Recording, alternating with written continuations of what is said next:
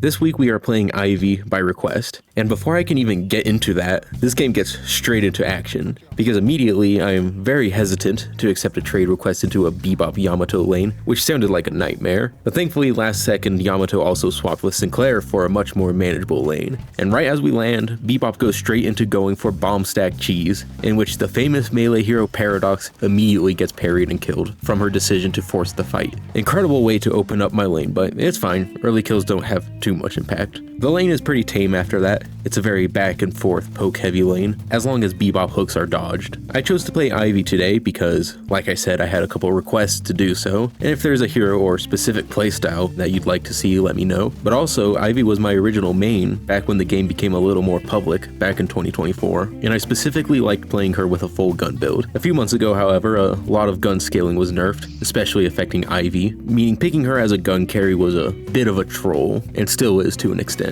Kind of for the best though, it was really good at the time. And also a certain green criminal took over that playstyle for me. So then before this game it had been a while since I had even touched Ivy, and I'm glad some of y'all asked me to play her because it let me remember how much I like this character. Even though gun is not the way to build anymore, I still found a solid way to work in what I like about that playstyle in a very slightly hybrid build, which I'll talk through in a moment, as Bebop finds himself heavily poked down, allowing us a big dive opportunity by his own hand. And just when I have the opportunity of the lifetime to finish him off,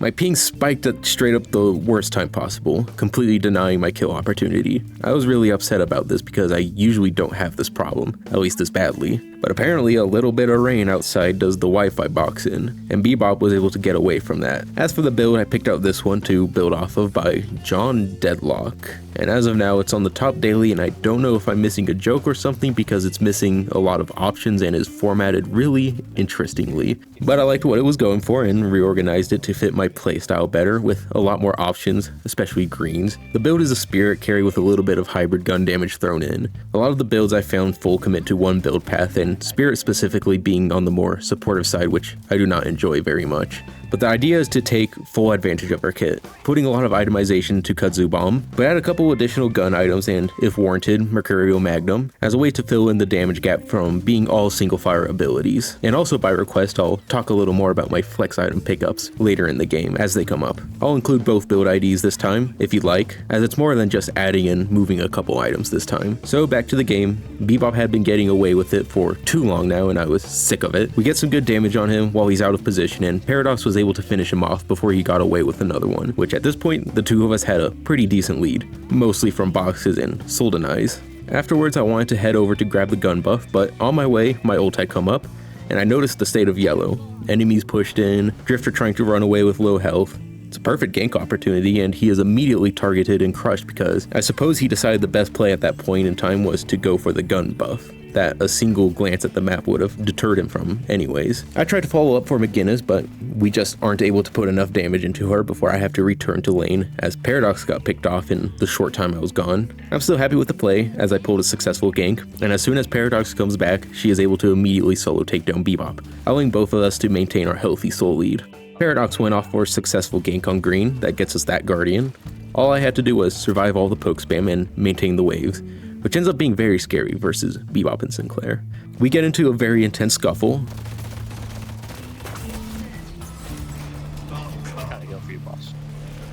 Then Yamato stole our centers, which was really rude, and Rem wasn't having any of that, so we went to catch her out while she does her own side, where she gets smoked. Bebop decides to be the savior of the slot machine and got crushed, securing a pretty comfortable lead coming out of lane. I decide to go maintain green since that's where the bulk of the population is not, when Drifter decided to run down Celeste, which put him way overextended, and I was in a position to easily catch up to assist Celeste. And when he has the distance and the ult to easily disengage and walk away, he decided to continue the 1v2 and got smoked, doubly when Paradox walked in for the finisher.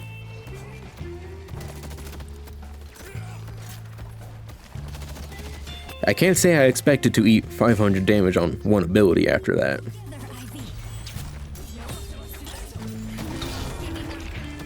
A bit later, the team decided to make an urn run. The horse was pushing the wave, so I just stayed in the neutral space to make sure the path was clear. Only a drifter that we were able to take care of, fortunately. And even though Yamato went straight onto me after ulting, the team was able to keep the resulting fight pretty even.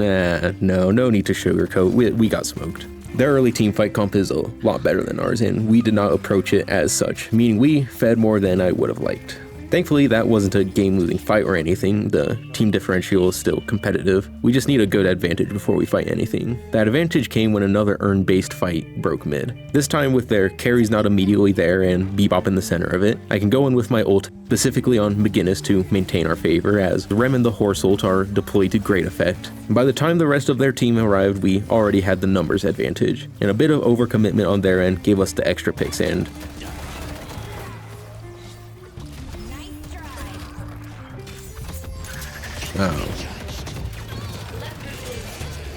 well, we finished the team wipe with that at least. With that, the small lead returned to our favor and essentially undid the mistakes of that first urn fight, since Rem also got the second urn deposit through that. At this point, my individual soul count was lower than I'd like, and that's when I found out how quickly and easily Ivy can take tier 3 camps with these items this early. Kind of ridiculous all things considered, and it only gets better.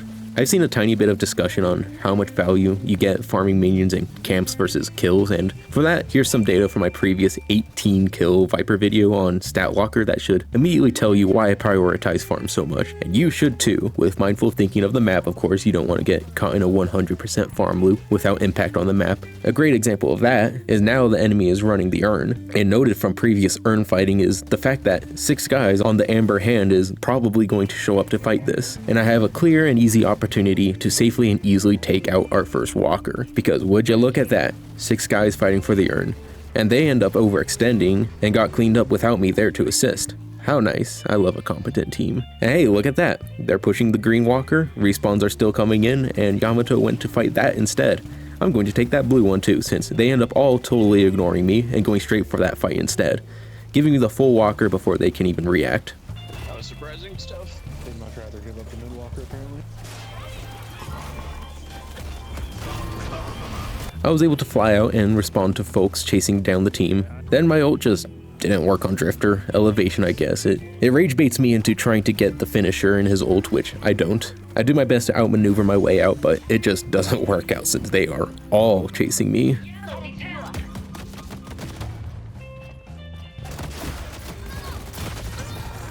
A sloppy fight broke in their jungle while I was grabbing a bit of yellow farm that I'm very wary of. But paying attention to who showed on the map, I figured I had a good opportunity to get the jump on them, hoping Hayes would pull from the walker to help fight, which doesn't work out unfortunately. But I grabbed the Bebop pick. McGinnis set up hard, which sure, fine. But after that, not much else came out of that fight other than Shiv being able to clear out Drifter pushing green. And it's back to farming for me after that. Unfortunate loss on the yellow walker, but we didn't sell too hard there otherwise. This is when itemization became a lot more fluid. I had a few upgrade options to pick from, and my concern at this point was my lack of stronger greens, and the leech upgrade synergizes really well with Ivy since she can really take advantage of both forms of lifesteal. And I wanted it now since I felt I was taking a lot of damage that I needed to counteract sooner or later. I'm going to be looking at more spirit resist green items later as well, since that is the majority of the damage that is being dealt. There's another urn coming down, which means another fight, when it is cut off right down mid lane, so I once again do what Ivy is good at, fly in with an ult to help turn in our favor, which doesn't work too well as Rem and the horse are picked quicker than I can get there. So I avoid committing on the back end and instead put my effort into the aggressors while we can kite back into our walker to defend. If you watch my health bar, you can see that leech immediately being extremely effective for me. Team kind of got hosed here. We were pretty split and staggered. I just wanted to hold down the walker after that while we waited for respawns. My next item pickup after that was Boundless Spirit, just a big bump to my spirit damage, which was already good.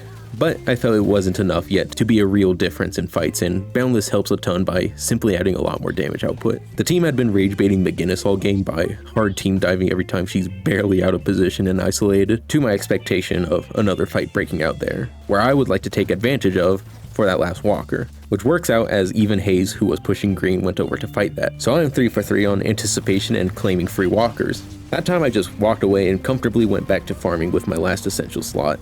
I don't think they liked that I did that, so they hard pushed green. 3 guys were chasing Shiv, so it was a pretty easy fight to commit to. Paradox got deleted. I locked down Yamato, giving us the kill before I died to my own overcommitment. But I'm okay with the results of all that, as Hayes stuck around for the walker longer than she should have and got picked herself. I got capacitor off of that simply from the fact it's a little more power on my gun, and the active is very helpful for carries like Yamato and Hayes. Pop it on them, and it's very easy to get rid of them afterwards. Another fight in defense of blue occurred. Nothing special, just another even trade fight. My next pickup I decided to save for a 6.4 to take advantage of my last slot. I really wanted to unlock my gun potential, and proccing Magnum with my ability to just takes my gun to another level. Only issue I ran into was Ivy's clip size, and I've included this in the uploaded build. Picking a big ammo increase item like escalating resilience would have really helped with that since Magnum only works through one clip. Still really good though. McGinnis got rage bait solo dived again, and a neutral fight broke that I wanted to take since it is in defense of walkers if we can clear them out. I played back and watched for dives in the dark to collapse on, which Yamato did. She ulted, healed back all that burst.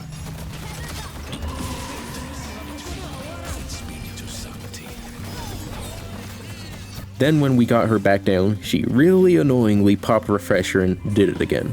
But it really didn't mean much as she was way overextended from her team, and she is not capable of winning a 1v5. And her team trying to follow up also ended up overextending and scattered, which let us easily pick them off. So thanks Yamato for being the hero, we got rejuve off of it. But I think it's fine.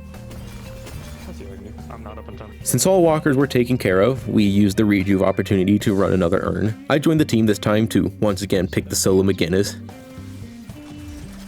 Absolutely hilarious, I don't know what she's doing.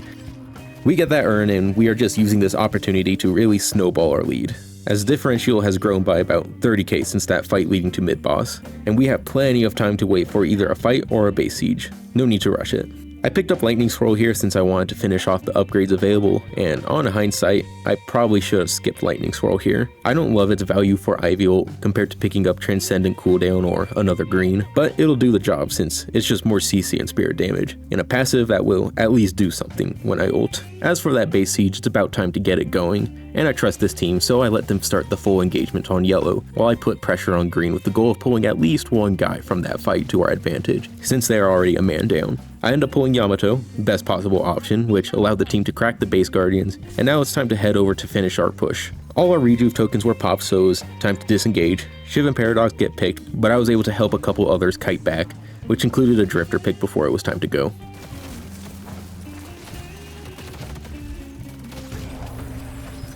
Next item to pick up was some spirit resist. I felt I had plenty of damage at this point, just needed to bring up my tankiness and replace some of these cheap greens I'm still holding. I ended up running with Witchmail. It was between that or Spellbreaker at first, since I wanted Spellbreaker either way to almost shut off Yamato, but the bulk of their spirit damage is sustained, and I can take full advantage of that with Witchmail. Being able to get more kudzu bombs off here is always going to be the best option. The play from this point is to maintain side lanes and keep a close eye on the map. As soon as there's either a potential pick, or as soon as they push for that blue walker, I make my move. And the dealer's choice was hard pushing for that blue walker, giving me a huge opening for my ult, plus that lightning scroll passive that I was just iffy about. You can see my Witchmail proccing a ton, and with that fight we were able to full wipe them, despite losing the walker, just in time for another mid-boss spawn, right before they can respawn and contest.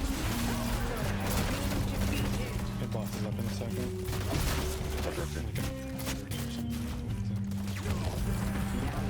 Slots are getting tighter and tighter. My next pickup was Spirit Burn, simply because anti-heal is good. You and I have noted what the Yamato is capable of, and Hayes has Vampiric. TLDR, they heal a lot. We buy the good anti-heal item since we can apply it really well on our giant kudzu bombs, and I choose to replace Recharging Rush since it's not doing a lot for me at this point. Typically I would have gone harder on the gun side, but we have 2 gun carries. That will not be necessary. I only needed a bit of gun damage for my own damage output. While we wait for mid-boss, we put a big dent on their base, getting both shrines while Venator and I cleared out mid-boss.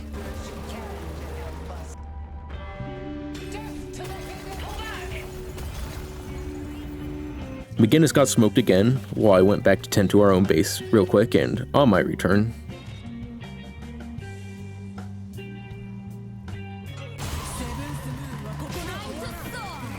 yeah, that fight probably would have gone better if I didn't freeze out for a few seconds there. Literally never happened before, and I'm going to strangle my Wi-Fi, but we needed to retreat before we sold the game off this play. I'm also rudely reminded that I probably need to pick up Spellbreaker pretty soon, but I actually opt for Juggernaut, which I really should have done Spellbreaker there. I wanted to have the stand for situations like the previous, plus the slow resist for the slows that they had a lot of, but Spellbreaker would have been way more effective. On their full push after that whole disaster, I completely messed up and ate the Bebop ult for way longer than I should have, and got killed off respawn.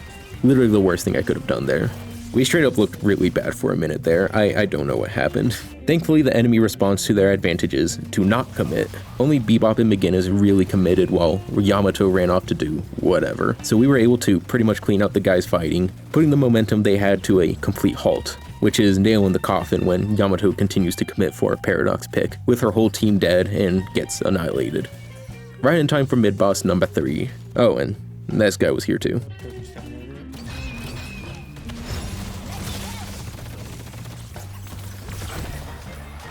A few of us pushed the base to get the patron phase, while the rest grabbed that rejuve. We just need a good group up fight now, and we are in a position to wrap this game up. Great job getting the rejuvenator.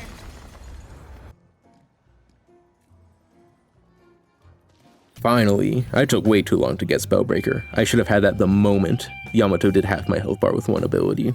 Approaching the end here, I tried to pull a side lane again, but the full fight straight up breaks out again. I'm just gonna let you watch. Keep an eye on my health bar and the Witchmail procs too. That and Leech worked overtime for this fight.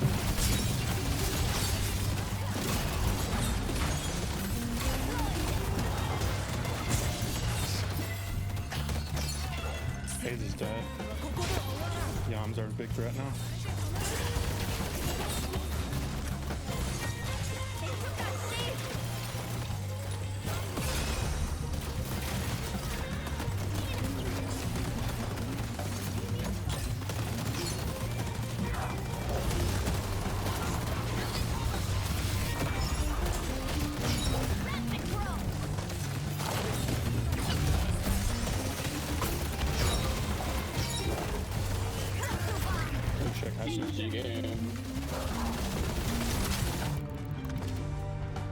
Good job.